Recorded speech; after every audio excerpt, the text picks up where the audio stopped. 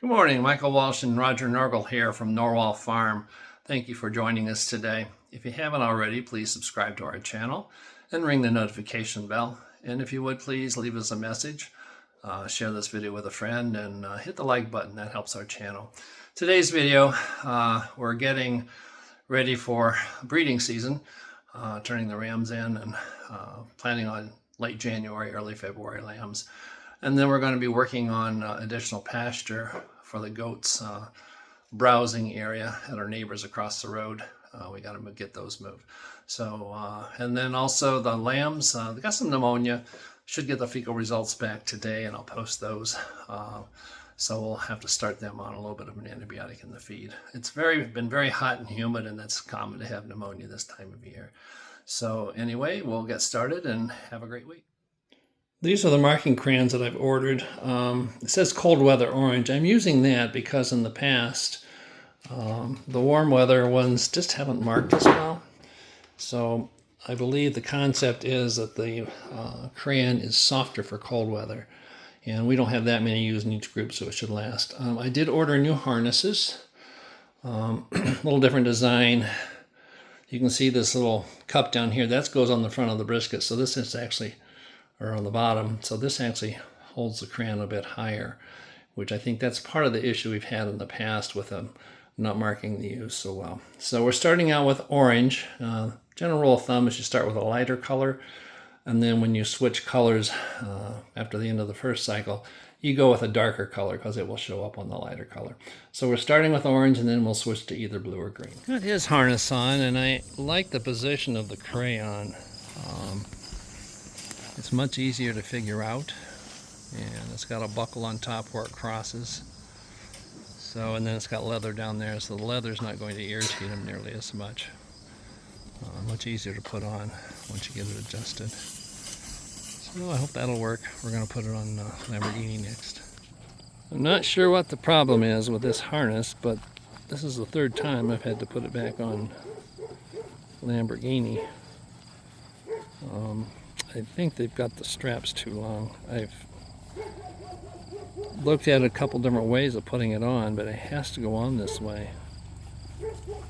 But I just,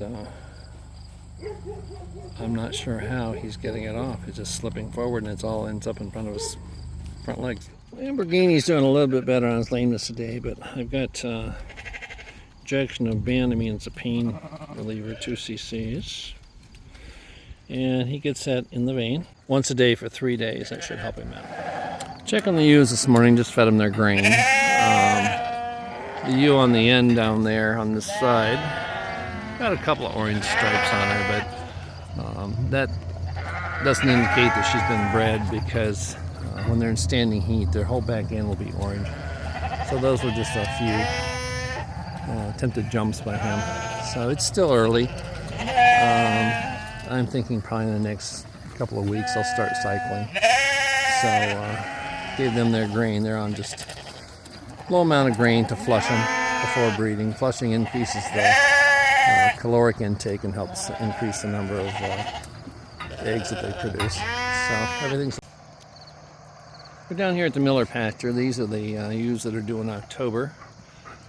They're due for a paddock change today. They've been in this section here 3 days, and it grazed down about half, which is about what you want. So we're going to let them out here in the lane. This will probably last them a couple of days, maybe 3. The other thing we do is we stretch a temporary fence from here down to the other fence, and then we let them graze this strip right here too. So I'll have to do that yet.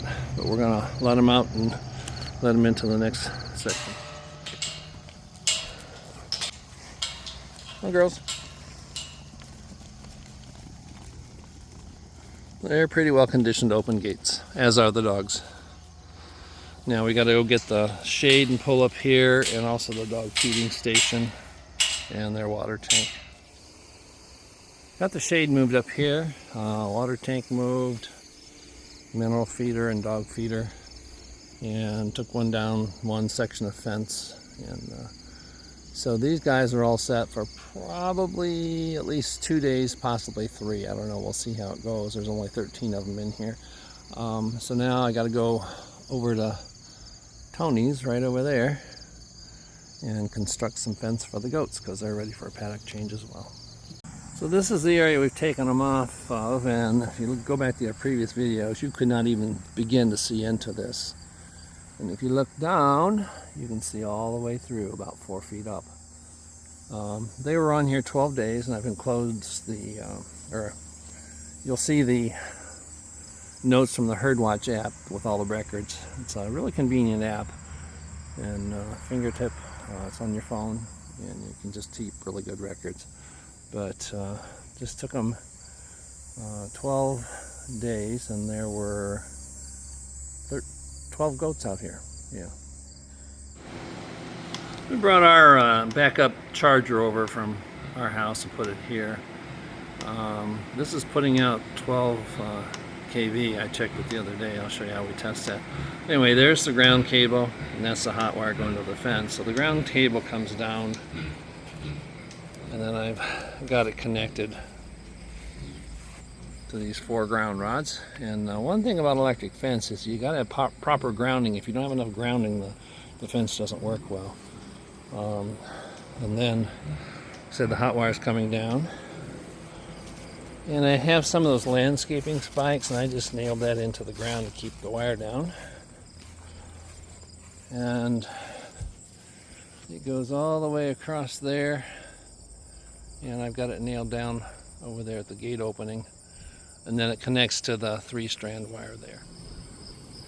I've lined this fence with this poly tape. It's 3 strands, and it goes all the way around this,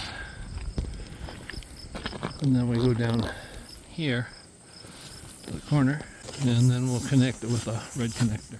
I connected it here. You can see the 2 cables goes down that way. I wanted to connect it at the other end, but those red connectors weren't long enough to reach. So whenever we want to turn that fence on at the outside, we'll have to come down to this corner and shut it off. But that'll work.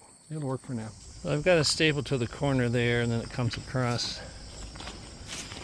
and connects to the fence right here. This is our fault finder. If there's a short, it will tell you where, but you put it on the fence. See, it's putting out 12 kilovolts, which is pretty good. That's a pretty good jolt. That'll deter the goats. You gotta have at least, I think it's 7. There we go. This cord, it takes a little longer for it to, there's 10, 11. That's good. Well, there's no faults. I hear Garrett somewhere. Hey, Garrett. He's right in there. And goats are not far behind. Okay, we got them over here. They followed the grain bucket really well. We hauled the 7 wethers from across the way over. So they're out here too. We got the fence all set up. Water tank is set up, so we are good to go. There's Leonard right there. He's joining in with the group. I can hear him moving over there in the weeds, so they'll have plenty to eat out here. They do like to climb.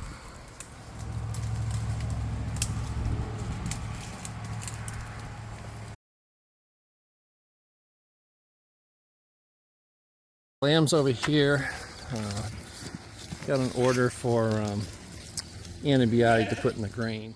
We're starting the Yoromycin crumbles today, and there are 10 grams per pound of this medicated feed, and we need 80 milligrams per day for each lamb, and there's 20, actually I'm going to figure 24 lambs, so that comes out to about 2 grams of medication in the total feed.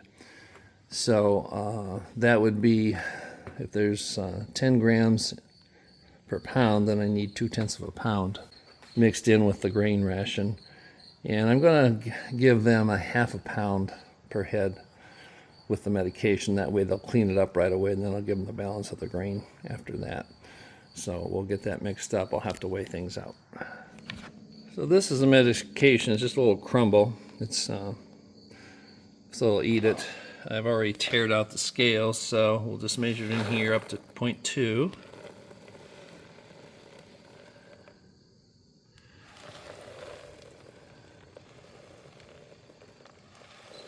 That right there.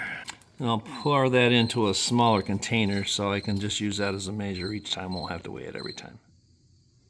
Turns out to be one rounded 4-ounce measuring cup. I weighed out 12 pounds of grain. I got it in this big barrel.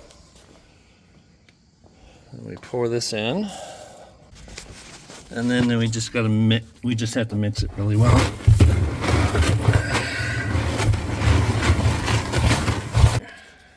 And we'll go feed the lambs.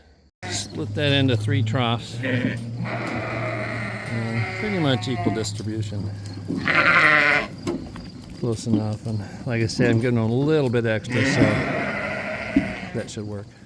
This is a group of lambs that we've had issues with for quite some time now. They had a really high worm burden. We had stool sample done on the group, and they were at 9,000 eggs per gram. We dewormed them with the combination wormer and had no effect on them, so it told us we had a resistant population. So then we dewormed them with levamisole, which is Prohibit. It's a brand name. And it cut the worm burden by 50% down to 4,000, which is still exceedingly high. So we sent individual samples in on all the lambs, plus we sampled the mothers of those lambs, thinking that we had a resistant worm population, and we wanted to see if some of the lambs were highly affected or whether all of them were, just what the worm burden was, and also on the ewes to see what the level of worm burden was on the ewes. The initial group sample on the ewes was about 650 eggs per gram, which isn't super high. It's kind of high, but not terrible. So we sampled the ewes to just get an exact level on them. And as you can see here on the printout from Louisiana State University, all the ewes except for 2 had 50 eggs per gram or less. And then there were those 2 ewes that had really high numbers, as you can see there on the chart. One of them is a Suffolk and one of them is an Ile-de-France. That tells us those ewes do not have good immunity. The rest of the ewes do, because this group was not dewormed. So our plan going forward is that we will sell both of those ewes, remove them from the flock, because they don't have good immunity. On the lamb group, you can see everybody except for one had thousands of eggs per gram. So we've got a real problem with those, fairly well resistant to deworming. We were going to save replacement ewe lambs from this group, but based upon these results, we will not. All these lambs will go to market, and then our plan is to save replacement lambs out of the lambs that we get in October out of our fall lambing group. So that's our plan going forward. In reviewing my pasture notes, one of the mistakes I made was we didn't have enough pasture this spring. The hayfield we were going to graze, it was too rich, and we lost a ewe due to bloat. So we had a lot of rain this spring, so the grass grew really well. And in looking at my notes, I thought I waited 3 weeks before I went back to a particular paddock, but I was rotating every 5 days. And what happens is that the eggs hatch out in about 3 days. So then we put the ewes and lambs back on in 5 days, and so they're just getting a fresh batch of worms every time we put them back in there.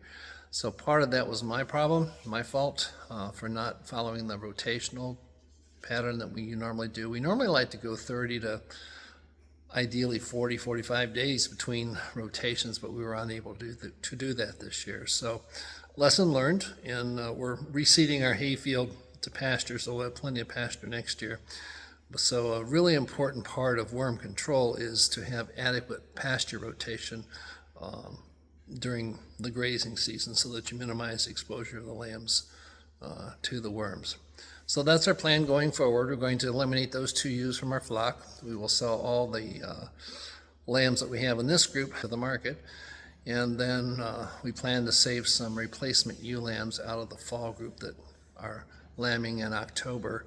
So that's it for this video. Thank you again for joining us at Norwal Farm, and have a great week.